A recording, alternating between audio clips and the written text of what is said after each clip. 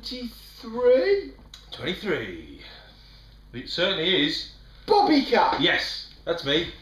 What is the fourth best thing about being a flat earther? Being a flat earther? You think the earth's flat, Rob. What's the fourth best thing about thinking the world's flat? The world is not flat. Fourth best thing about... No, it's not. No, don't leave comments saying the world's flat. The world's not flat. No. I think the best thing about being a flat earther is that you have the fourth best thing. One of the best things. It might be. It's not. Oh, okay. Is that you have courage of your convictions. What if we're actually living inside a bag? I mean, it could be that. Can't go back. Definitely can't go back 2 episodes. Right. What if you've got courage of your convictions, regardless of how moronic they appear in the face of endless evidence that has been corroborated by numerous sources. Yes, I've actually got this, having a fixed opinion on anything. Yeah, and it's great. Also by virtue of the origins of the flat Earth theory from scripture and stuff, you've probably got a strong opinion about religion and God and that. Yeah. So that's good. Because this is something that I genuinely have envy for people who have a clear opinion. A strict, because every time I have an opinion, like just genuinely in my head, I was like, yeah, the world isn't flat, okay, it's a globe. And genuinely in my head it's going, but it could be. I'm very suspicious of confidence. I'm very suspicious of it. I'm not suspicious of it, I'm envious of it. No, but I'm suspicious of it because I can't relate to it. Oh yeah. That's what I mean. Yeah, It's fear of the unknown. Well, it's the fear of somebody what knows themselves for certain. I'm like, how can you be sure? What do you know? It's like, we know that the Earth is flat, Rob. We know that the Earth is flat. And by the way, I know we are actually fighting the corner here for flat Earth here, but I do love the fact that one of the proofs they've used to say that the Earth is flat is that they used a measurement of whether the water was flat over a 6-mile distance, when the Earth is something like 29,000 miles in circumference. So if you think about that in degrees, 360 degrees, that's not even 1 degree. That's not even 1 degree of that globe. So how can you expect it to have much of a curve if you're not even moving a degree of that? Anyway, sorry, that's it. Oh yeah, well we measured 6 miles. That'll do, won't it? Anyway, back to the. You say every time I have an opinion, or try to have an opinion, all these questions come into my head. Like, even with this. Maybe not with it. Like, the evidence really does point to the fact that we live on a globe. I once said, someone said to me, do you believe in God? And I once said, I don't even believe in Peru, because I haven't seen it. And people could have mocked up those photos. People could have mocked up Peru. Which is a bit silly. What have we got a use for Peru? I've never. What have I had for a benefit from it? Oh, Paddington. Paddington Bear came from Peru, and he has enriched my life no end. But you know what I mean? Every single. I just wish I could have like a fixed. Come up with an opinion and just be yes, right. That's it. That is correct. Without a doubt, yeah, you should have a tomato in a Wetherspoon's breakfast. There you go, right, fit. And there's nothing in my head going, no, you shouldn't. You could replace that with a hash brown. You could have another. I think if you're looking for a definitive answer to a question, I can give you a definitive answer to a question. Bag and water, then milk. Unless. Unless. Alright, raise a load of shit. There you go. But there might be at this very moment in time about to release an absolute banger. That's true. Okay, now I see your point. Actually, do you know, I don't even know why I tried to have a definitive opinion on something, given what I said earlier. Fair point. I suppose what I'm saying is I want to be definitive. And really, what this means is I want to be more like Katie Hopkins. But she knows that it's all terrible. Because it's just like, look, this is what I think. Yeah, right, Katie. In spite of everything, I'm still going to stand. No, this is what I think. This is definitely what I think. No, regardless Katie, of the evidence. There's all. Have you considered? No, this is what. And in a way, I'm kind of jealous of that. Envious of that sort of certainty. I can't do that. Do you know what would be brilliant about being a flat earther? Is there's a possibility you might live on Discworld. I was thinking Actual that because flying through space on the back of a turtle and 4 elephants. I was going to say doesn't want that? On the back of 4 elephants on a turtle. All right. And what's underneath the turtle? It's turtles all the way down. It's that philosophical thing, isn't it? It's turtles all the way down. Oh, so the turtle's flying through space. Yeah. This particular. Oh yeah, in Discworld, and there's that thing where it's supposed to be going towards the Great Mating, isn't it? Mm. And all the discs will be crushed. That's the end of the universe, isn't it? Really? The one that gets me, the great thing about being a flat earther, is you haven't got to hang around with atheists and their smugness. What? So for instance, right? Since being a flat earther, oh no, Richard Dawkins stopped coming round. Oh, has he? You must be gutted. does he still follow you on Twitter? No, he's blocked me. Oh, he's blocked you on. You can't even see what his tweets are. God, you must be devastated. You know what I mean? Because every time I kind of go, well, no, I don't think there is a God and all this stuff. But in the back of my mind, I'm thinking you're agreeing with Richard Dawkins and he's a dick on Twitter. You know, and he's just a dick, isn't he? And it's like, oh, why are you so smug? And these atheists, and I admit, I used to be one. I used to be like, oh, why you don't believe? You believe in God? He's some sort of simpleton. And then it's like, yeah, why does it matter? Why does it matter whether people believe in it or not? It makes no odds. It only matters. Whatsoever. It only matters when they start blowing up people in concerts and stuff. Yeah. It only matters then. That's when it matters. But then beyond the flip that, side of that, you know what? where you get, you know, churches are running food banks. Of course, yeah. And you got people protecting other people from violence. Yeah, and, yeah, you know, and you know, for all the horrors that, you know, there are some lovely people who believe in God, in our God, some God, and that's unfair. And fair fucks to him, I say.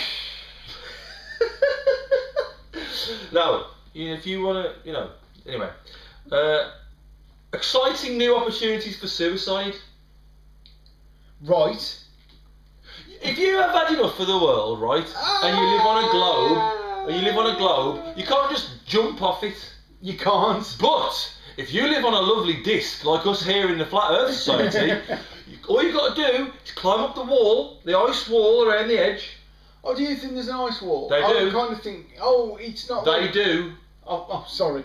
We do. You climb up the ice wall because that's a reasonable assertion, and then you leap off the edge into the void. Brilliant. Also, exciting new capital punishment opportunities. I'd hope that it was literal. That it literally was a flat Earth. Because I kind of like riding my bike, but I don't like riding it uphill. Oh, there's no hills or nothing. Yeah, so I want it to be flat. I can ride a bike. And I know people are going to say, but what about when you go down hills, Dave? Yeah, but you've always got to go up. I wonder if there's a high concentration of flat earthers in the Holland. Netherlands. Yeah, it's possible. Also, right, think of the amazement you're going to have. Think of all the wonders that are going to enter your life when you realise the world's a globe. Okay. Right? So, it's that thing, like, I always say, I'm jealous of people who have never seen Once Upon a Time in America, because they're going to see it for the first time, and I can't do that again. No. You know what I mean? You can only do that once. You can only do something for the first time once. Yeah, but you know what? And when that first time's amazing, you're never going to get to do that first time again. But other people are, so it's kind of like, wow. I don't remember ever being in a position where somebody said, "This is a globe," and then you go, "Oh wow! Oh my god, amazing!" It's like being born or not being alive. That whole. I don't remember ever not being alive. But I also don't ever remember not knowing the Earth was a globe. So I don't really know. I mean, what that revelation would mean to me. I mean, also, it's very difficult. It's very difficult to convince somebody of something that they are shouting about. Against something that they're shouting about. If somebody has to shout about it, we've all been on Reddit. Chances are you're not going to convince. You know what I mean? It's like, yeah, it's not the people who are banging standards and shaking placards. They're not the people. You're not going to have a fun time trying to convince them that they're not right. Oh yeah. Anyway, there was a fun one on Reddit this week where they were holding up this woman as a poster for how everyone should live, because she says, "Look, I have worked all my life. I went to college in America. Obviously, I went to college. I have paid off all my student loans. I'm a blah blah blah. I'm a success. I've done it all myself. I haven't had any state help whatsoever." And then obviously this then becomes for these kind of hardcore libertarians this idea that, hey, we can live without a government, without tax, without all that, you know what I mean? Everyone can just look after themselves. And then he's kind of like, yeah. And then she sort of says, and I had no family because my family were all horrible, so I did all this on my own. It's kind of like, yeah, so one thing you haven't had to deal with, for instance, maybe an elderly relative falling really sick and needing long-term care. Which straight away is not something that you can deal that you've got any control over. It's just something that happens, and you're going to need help. And where's that help coming from? Because all of a sudden you can't be out at work all the time. You can't be studying all the time. You can't be doing this. You can't be doing that, because you've got to be somewhere looking after someone. Oh, look, you weren't born with a disability. You haven't contracted a serious illness during your life. So let's do thumbs up to. That was a thumbs up to their situation. Yeah. You've been very lucky.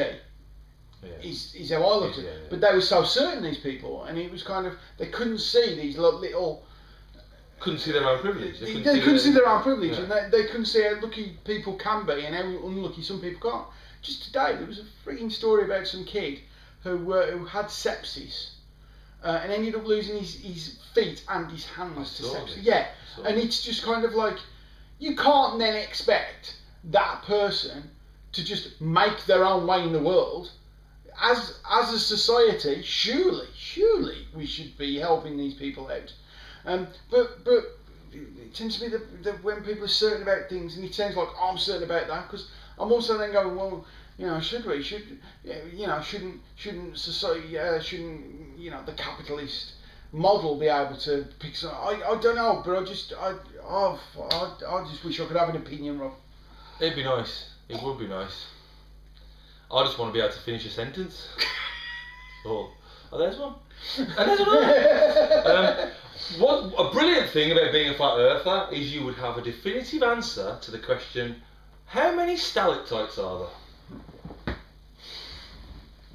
None. Should maybe underneath. Oh, there would be, yeah. Of course. There's a definitive answer to all of them. There you go. That's how many.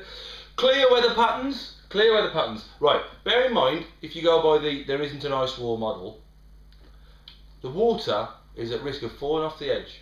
If you want to not lose all the water into the void of space, you're going to need the sun to evaporate that water and bring it out. So all the clouds are going into the middle and raining, and it comes back out. So essentially, you can predict the weather if you're a flat earther. Okay. As I presently am in this question. What's your thought? You'll have also. Your fault, is it? No. You'll also, a brilliant thing about being a flat earther is that you would have more in common with the rapper B.O.B. than Neil deGrasse Tyson. And if that's not a recommendation for being a flat earther, I don't know what is. You know what I mean? This is essentially how Scientology works. Yeah. Go with the celebrities. Go with the scientists. Those are your choices. Brian Cox. I was going to say all the other Brian Cox, but he's not a Scientologist. Brian Cox or Tom Cruise. You know Tom Cruise, man. The guy runs up and down the Burj Khalifa. What does Brian Cox do? He just stands in front of Another great thing. Another great thinking. Oh yeah, and there's all that math stuff where he's like a genius and that. Another great thing about being a flat earther is that you don't have, because you don't believe any of it, you don't have to listen to Carl Sagan getting all moony-eyed about the cosmos. Because that's tedious, isn't it? All that stuff you say, Carl, that brings a tear to my eye. I ain't got to listen to that anymore. Nonsense. If you haven't heard it, by the way, there's a little thing that Sagan wrote about I think it was one of the Voyager crafts, turned the camera around and took a shot of Earth in a streak of sunlight. And if you don't weep... It's tattoo worthy.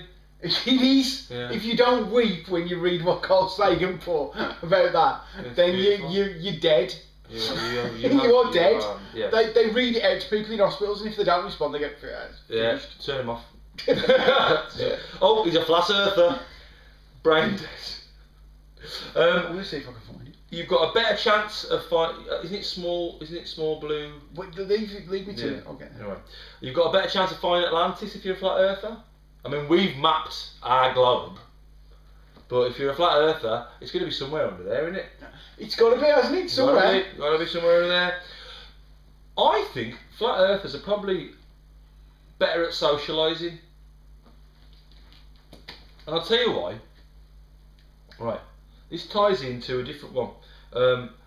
If you're a flat earther, you don't have to worry about passing your astronaut exams, because you're never going to want to go to space, because you already don't trust NASA, because you think they are part of a massive conspiracy to keep everybody believing that the Earth's a globe, what with all of their photographs and that, because you believe all of the photographs ever have been faked. Hence why you meet people in person.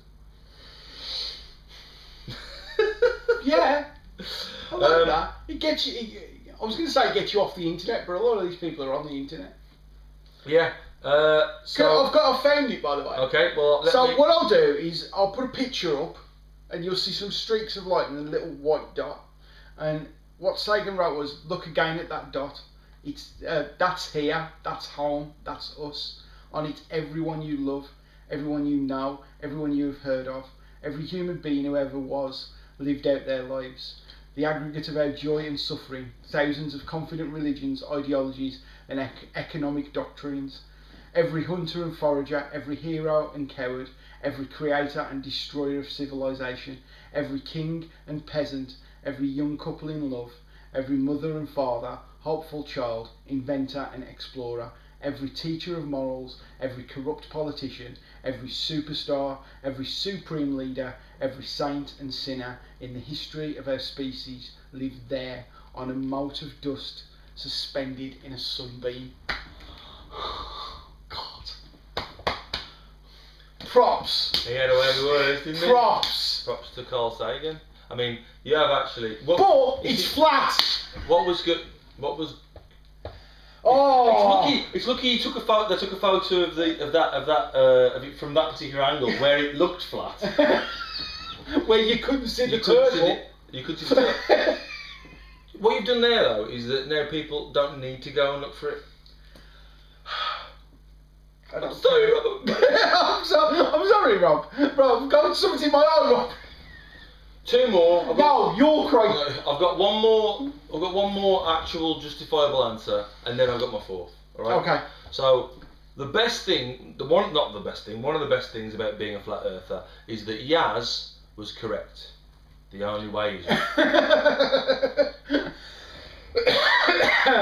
Good old Yaz. Yeah. Right. Now my fourth is the fact that if you ever did decide to join the space race as a flat earther, you'd only need half the fuel, because you could just push your rockets off the edge. You just need return flight fuel, don't you? Push them off the edge, let momentum take it, and then. Of course. And then use the fuel to get back. Half the fuel, that's what I say. What's yours? The knowledge that one day you could go on holiday and dangle off the edge of the world. Just your legs, dangle your legs off. Who doesn't like it? It's like a space paddle. Or they could put you in like a basket for a hot air balloon and lower you off the end of the earth. I'll have a look under. And you'd just be dangling in space. That'd be amazing. It's just a shame we live on a globe. That sounds like the sort of thing that people like you and I would never be allowed to do if we did live on a flat earth. Why? It's a, elite retreat. Oh yeah, I suspect it would probably cost you a few bob. Yeah. Also, because I'm scared of heights. Right. But technically, that is the most high ever. That is, but there's nothing to land on either. So would I be scared? I don't know. You'd be am I scared of heights, or am I scared of looking into the yawning abyss of my own mortality? I think that's it. It might be it's that all one. It's the landing. The thing is, they reckon us flat earthers. We reckon that our disc is accelerating upwards. Henceforth gravity. That's why. Yeah, but you could still surely just either hang your feet off the edge. Hanging your feet off the edge would be kind of like all the blood would run to your face. Yeah. But being lowered off the edge in a little bucket. Well, big quite. You do that thing with your mates, wouldn't you? It'd be like a trust exercise. You'd be like, oh, and then you get that guy from the office that you don't like. Oh no! What's happened? No more hideous ties. Because he's a racist against people from the east. Bobby K, in summation, yes. The fourth best thing about being a flat earther is you don't need one day you could go fuel to dangle your feet off the end of the earth. So that's a lot. If I've got this right, it's currently the 24th of July if you're watching this on the day of release. Sorry, 24th of August if you're watching this on the day of release. I got there in the end. I hope you're having a lovely summer. I'll tell you what, I hope I'm having a lovely summer.